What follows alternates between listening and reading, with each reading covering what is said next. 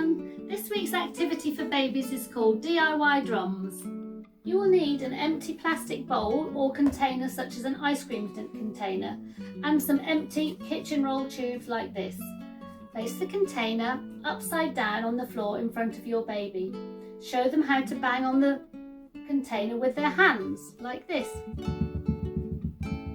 Then give them the kitchen roll tubes and demonstrate how to use them as drumsticks. Then place baby on her tummy and allow her to reach for the tubes. She will stretch and she may roll. This activity encourages muscle development by encouraging baby to use the small muscles in their hands and arms. They will be building upper strength as they reach forward, trying to roll over or sit up with support. Place cushions behind baby to ensure they are safe. Baby is also learning social and emotional development as you play together. He learns how special he is to you.